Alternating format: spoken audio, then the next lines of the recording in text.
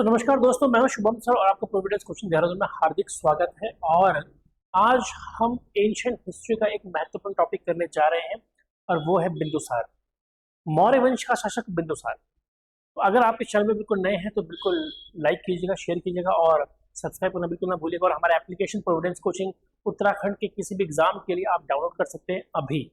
तो चलिए शुरू करते हैं आज का टॉपिक और वो है बिंदुसार, बिना किसी समय को गंवाए। तो चलिए बिंदुसार के ऊपर चर्चा करते हैं।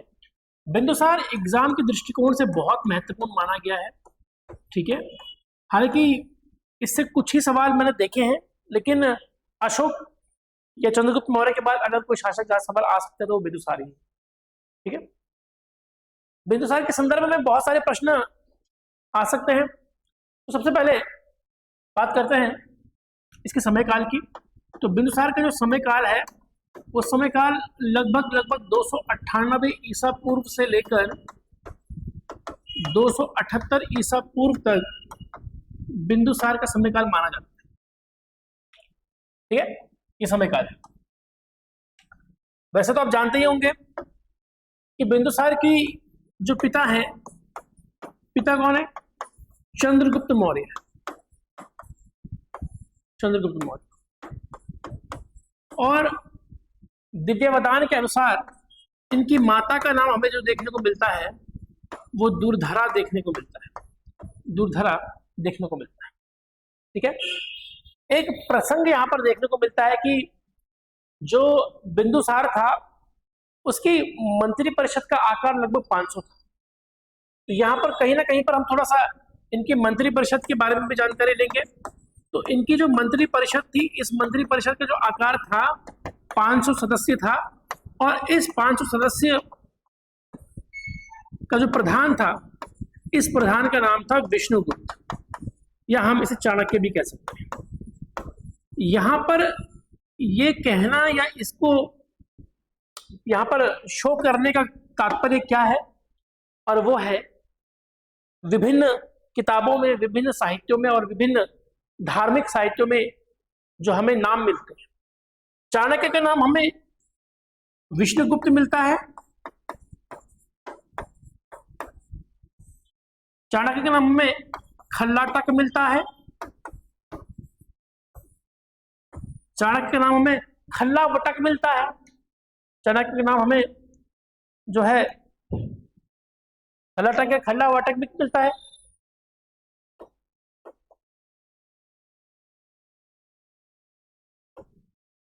ये नाम हमें मिलते हैं।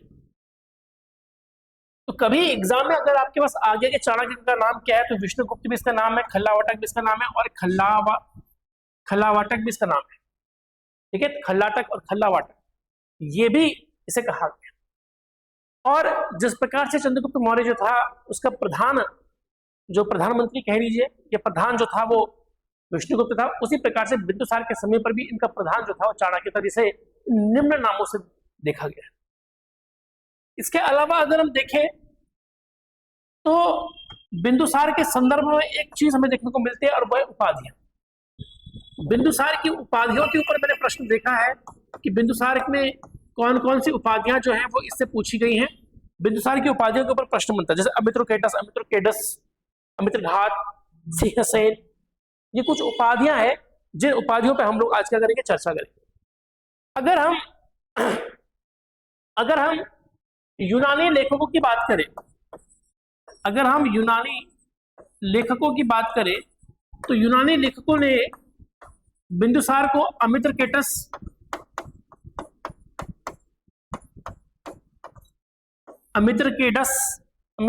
हो गया, अमित्रकेटस हो गया, या अमित्रकेटे, एक मिनट, अमित्रकेटे,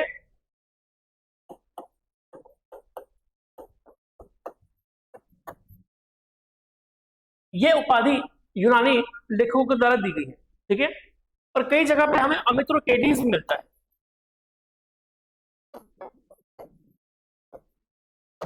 कई जगह पे हमें अमित्रोकेडीज मिलता है। तो अक्सर ये एग्जाम में पूछा जाता है कि भाई ये अमित्रोकेटस या अमित्रोकेडीज जो है असल में किसकी उपाधि है? तो ये उपाधि किसकी है? बिंदुसार की मिलती है। अगर हम संस्कृत की भाषा में बात करें कि संस्कृत में इसको क्या उपाधि मिलती है, तो संस्कृत में अमित्रघात, इसकी उपाधि मिलती है अमित्रघात। और अगर आप अमित्रघात का मतलब समझते हैं तो अमित्रघात का मतलब होता है शत्रुओं का नाश करने वाला, शत्रुओं का नाश करने वाला, शत्रुओं का नाश करने वाला। ठीक है, शत्रुओं का जो नाश करने वाला है इसको क्या बोला गया है, अमित्रघात बोला गया है, संस्कृत भाषा में बोला गया। ठीक है, कितना क्लियर है ना? ठीक है, अमित्रोकेटस, अमित्रकेटे, अमित्रोकेडीज, अमित्रघात, ये नाम कहीं ना कहीं पर एक जैसे लगते हैं, बिल्कुल सही है और ऐसा ही है। ठीक है, लेकिन अगर हम पुराणों की बात करें, अगर हम पुराणों की बात करें तो पुराणों में भी इसका उल्लेख हमें मिलता है और वायु पुराण में हमें इसकी उपाधि का उल्लेख मिलता है। वायु पुराण में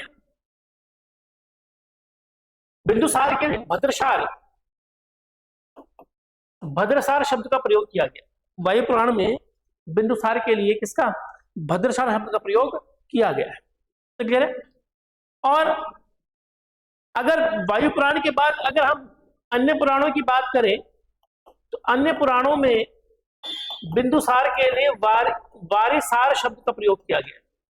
तो यहां पर वारिसार हो गया, भद्रसार हो गया, ये पुराणों में मिलता है। वायु पुराण में स्पेशल कॉन्सेप्ट में देखने को मिलता है कि वायु पुराण में इसे भद्रसार कहा गया है, लेकिन अगर हम अन्य पुराणों की बात करें तो अन्य पुराणों में इसे क्या बोला गया है, वारिसार बोला गया है। ठीक है,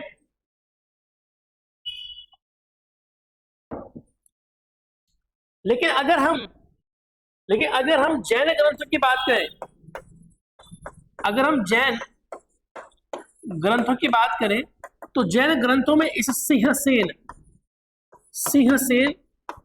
या सिंहासेन कहा गया है। तो जैन ग्रंथों में इसे सिंहसेन या सिंहासेन कहा गया है। इसको भी आप लोग क्या करेंगे, याद करेंगे। इतना क्लियर है? ये सुनो, तो ये सारे उपाधियां कह लीजिए या उपनाम कह लीजिए, ये हमें देखने को मिलते। ठीक है, तो सिंहसेन एग्जाम में आ रखा है। ठीक है, भद्रसार एग्जाम में आ रखा है। ठीक है, अमित्रकेटस जो है ये एग्जाम में आ रखा है। तो ये चीजें जो पहले से ऑलरेडी एग्जाम में आ रखी है, तो इसको आपको याद करना पड़ेगा, इसको आपको समझना पड़ेगा। आई होप आप मेरी बात समझ पा रहे होंगे। तो उपाधियों के ऊपर यूनानी लेखकों ने संस्कृत में, पुराणों में या जैन ग्रंथों में इसके लिए क्या शब्द का प्रयोग किया गया है, इस प्रकार के प्रश्न जो है ये एग्जाम में आते ही आते हैं। ठीक है, अब थोड़ा सा हम बात करते हैं इसके शासन और प्रशासन की। अगर हम शासन और प्रशासन की बात करें तो ये भी थोड़ा सा हमें देखने को मिलता है। शासन और प्रशासन की बात कर ले तो अगर हम देखें तो दक्षिण भारत में आक्रमण का कोई प्रमाण नहीं मिलता है, आक्रमण का प्रमाण नहीं मिलता है, प्रमाण नहीं मिलता है। ऐसा किसी भी किताब में नहीं बताया गया है कि बिंदुसार ने कोई आक्रमण करा था। ठीक है, लेकिन एक जिक्र हमें मिलता है, और जिक्र ये मिलता है पुस्तकों में कि बिंदुसार के द्वारा दो समुद्रों के मध्य का स्थल, दो समुद्रों के मध्य का स्थल, दो समुद्रों के मध्य का स्थल जीता गया था, जीता गया था। तो दो समुद्रों के मध्य का स्थल जीता गया था, और दो समुद्र कौन से हो गए, आपके बंगाल की खाड़ी और आपके अरब सागर। तो अगर हम यहां पर देखें तो ये बंगाल की खाड़ी हो गई और ये अरब सागर हो गया, यानी इन दोनों के बीच का जो क्षेत्र, ये वाला क्षेत्र है, इसको बिंदुसार के द्वारा जीता गया था। एक तरफ तो हम ये कहते हैं कि दक्षिण भारत में उसके जीत के कोई प्रमाण नहीं मिलते हैं, क्योंकि चोल, चेर, पांड्य ये राजवंश वहां पर मौजूद थे और शासन कर रहे थे। उसके ऊपर कर्नाटक के ऊपर का क्षेत्र जो होता है, जिसको पश्चिमी भारत भी कहते हैं और पूर्वी भारत में बंगाल का क्षेत्र भी कहते हैं, तो हम ये कह सकते हैं कि पश्चिमी भारत और पूर्वी बंगाल की तरफ हमें बिंदुसार के जीते गए क्षेत्रों का वर्णन हमें देखने को मिलता है। ठीक है, लेकिन ये भी चीज है, और ये भी पॉइंट एग्जाम में पूछा गया, मैंने किस एग्जाम में लिखा है कि किस शासक के द्वारा दो समुद्रों के बीच का स्थान जीता गया था, तो बिंदुसार के द्वारा ये क्षेत्र जीता गया था। ठीक है, ये हमें एक चीज देखने को मिलता है। उसके अलावा अगर हम देखें तो बिंदुसार के समय तक्षशिला में दो विद्रोह हुए थे। तक्षशिला जो कि अफगानिस्तान में इस समय है, तक्षशिला में दो विद्रोह हुए और इस विद्रोह को दबाने के लिए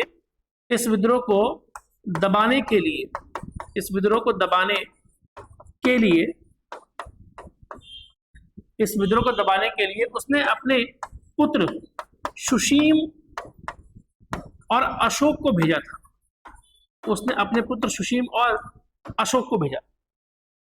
तो तक्षशिला का विद्रोह जो था वो पहले सुशीम के द्वारा दबाया गया, लेकिन वो असफल रहा और बाद में अशोक ने तक्षशिला के विद्रोह को दबा दिया। तो ये एक प्रसंग हमें देखने को मिलता है। ठीक है, शासन और प्रशासन में अगर हम देखेंगे तो विदेश नीति भी हमें यहाँ पर देखने को मिलती है, या विदेश प्रसंग भी हमें देखने को मिलता है, या नीति भी हमें देखने को मिलती है। और ये कहीं ना कहीं पर अगर हम देखें तो ये मित्रतापूर्ण नीति हमें देखने को मिलती है। ठीक है, यहां पर दो प्रसंग हमें देखने को मिलते हैं। पहले प्रसंग का उल्लेख जो है वो स्ट्रैबो करता है। यूनानी इतिहासकार स्ट्रैबो करता है और स्ट्रैबो कहता है कि मिस्र के शासक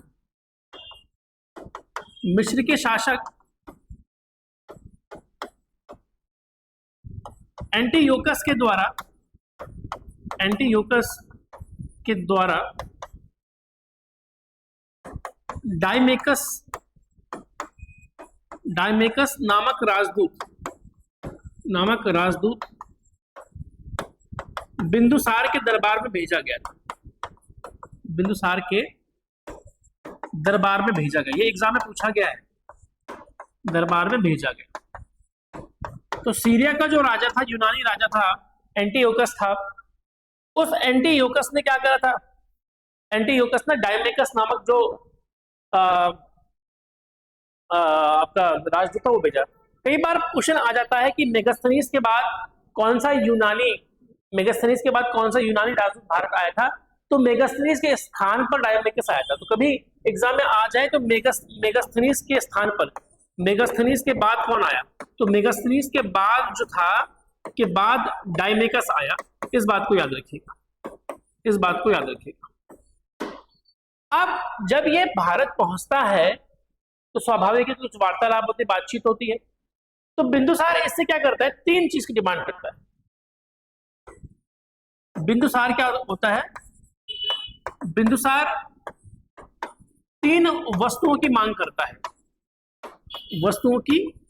करता है डायमेकस से। बिंदुसार कहता है कि एक तो मुझे मीठी मदिरा चाहिए, अगर मीठी मदिरा मिल जाए तो और मजा आ जाए। एक मुझे क्या चाहिए? मीठी मदिरा होगी, सूखी अंजीर बहुत होती थी उस क्षेत्र में, अभी भी होती है। और एक मुझे सोफिस्ट चाहिए। सोफिस्ट का क्या मतलब होता है? दार्शनिक। सोफिस्ट का मतलब क्या होता है? दार्शनिक। ठीक है, वो तीन चीजों की डिमांड डायमेकस से करते हैं। डायमेकस को कहता है कि देखो भाई, तुम्हारे यहाँ पर शराब बड़ी अच्छी, मीठी शराब बड़ी अच्छी, ये मुझे दे दीजिए। सूखी अंजीर अगर हो जाए तो और भी अच्छी बात हो जाएगी। लेकिन सबसे महत्वपूर्ण जो है, मुझे चाहिए एक सोफिस्ट, एक दार्शनिक। अब जो एंटीयोकस होता है, ये एंटीयोकस क्या बोलता है? एंटीयोकस के पास जब ये बात पहुंचती है तो एंटीयोकस कहता है कि भाई मीठी अंजीर आप दे दो, ठीक है, मीठी मदिरा दे दो और सूखी अंजीर भी आप दे दो। लेकिन वो दार्शनिक देने से मना कर देता है। वो कहता है कि यूनानी कानूनों के अनुसार दार्शनिक का विक्रय नहीं किया जा सकता, ये दार्शनिक को बेचा नहीं जाता है, और एंटीयोकस दार्शनिक देने से मना कर देता है। तो ये प्रसंग हमें देखने को मिलता है कि भाई किस प्रकार से बिंदुसार के समय पर यूनानी शासकों के साथ हमारे मित्रतापूर्ण संबंध थे। और ये उल्लेख बाकायदा स्ट्रैबो ने करा, और स्ट्रैबो कोई भारतीय नहीं है, स्ट्रैबो जो है यूनानी है। ठीक है, एक चीज हमें प्रसंग ये देखने को मिलता है। ठीक है,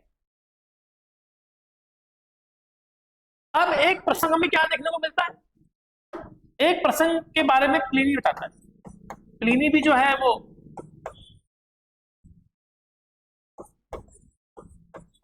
प्लिनी जो है वो भी यूनानी इतिहासकार है, और प्लिनी बताता है कि मिस्र के शासक फिलाडेल्फस द्वितीय बिंदुसार के दरबार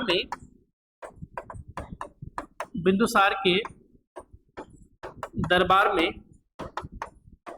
डायोनिसस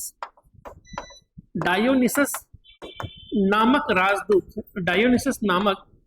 राजदूत भेजता है। डायोनिसस नामक राजदूत भेजता है, ठीक है। तो मिस्र का शासक जो फिलाडेल्फस द्वितीय होता है, बिंदुसार के दरबार में डायोनिसस नामक राजदूत को क्या करता है, भेजता है, ठीक है, क्लियर है। तो कहीं ना कहीं पर हमें प्लिनी और स्ट्रैबो ये बताता है कि बिंदुसार के समय पर किस प्रकार से वहां पर व्यवस्था मौजूद थी, किस प्रकार से हमें यहां पर देखने को मिलता है, ठीक है, क्लियर है। चलिए, अब बात होती है कि बिंदुसार की धर्म क्या था, क्योंकि धर्म के ऊपर यहां पर चर्चा करनी बहुत जरूरी है। अब आप बोलेंगे सर ऐसा क्यों? ऐसा इसलिए कि चंद्रगुप्त मौर्य ने जैन धर्म को स्वीकार कर लिया था अंत में। तो क्या बिंदुसार भी वही था? तो ऐसा नहीं है। बिंदुसार जो था, ये बिंदुसार आजीवक संप्रदाय को फॉलो करता था। बिंदुसार जो था ये आजीवक संप्रदाय को मानता था, ठीक है। और ऐसा कैसे पता चलता है? क्योंकि बिंदुसार के दरबार में पिंगलवत्स, ये भी एग्जाम में आ रखा है, पिंगलवत्स नामक आजीवक संप्रदाय का सन्यासी रहता था। आजीवक संप्रदाय का सन्यासी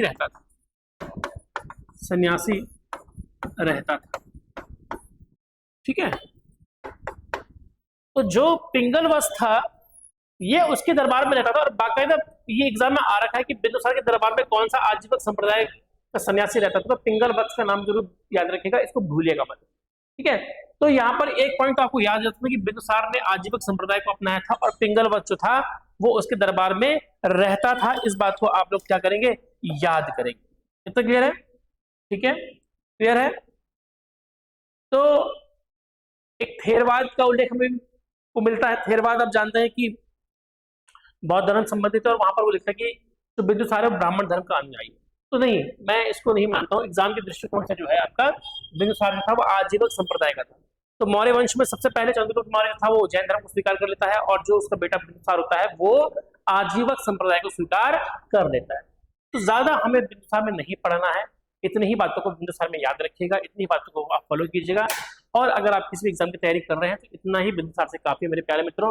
तो जीएस को पढ़ने के लिए एक स्टॉप आपके पास वो है प्रोविडेंस। अगर आपको वीडियो अच्छा लगा हो तो प्लीज लाइक, शेयर और सब्सक्राइब करना बिल्कुल भी ना भूलें। मिलते हैं अगले वीडियो में, तब तक के लिए धन्यवाद।